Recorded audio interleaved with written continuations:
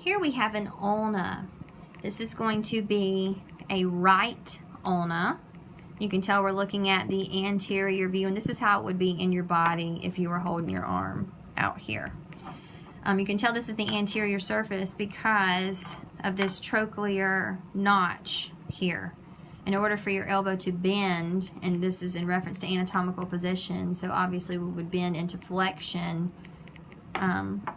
bringing your arm up like this. You can see that's the anterior view in order for that hinge joint to work. So we have the olecranon process and the coronoid process. You can see we have the trochlear notch, and within that notch, if you look very closely, you can see that there is a line through there, a raised area within that notch. You can see it better there.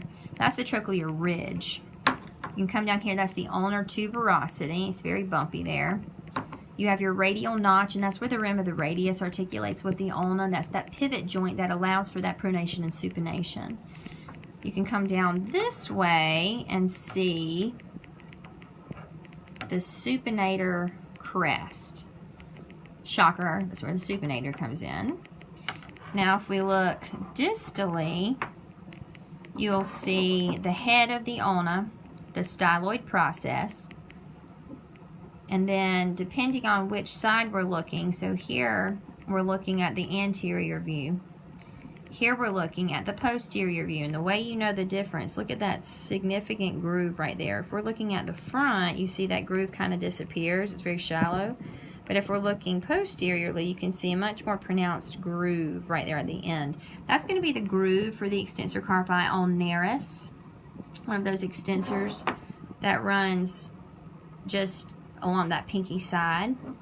So that's the groove for the extensor carpi ulnaris right there. You can see it really good, the shadowing there. See, that's a significant groove right there. You also have the pronator ridge. The pronator ridge. And this model really doesn't have a very pretty one, so you're going to have to envision this with me.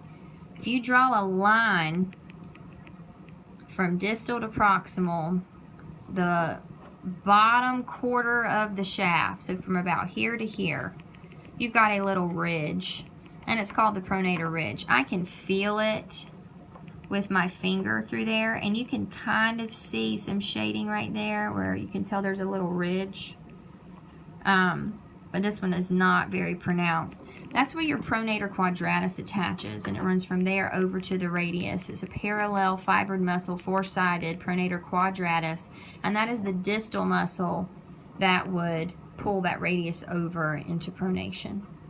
That's your pronator ridge, and that is the ulna.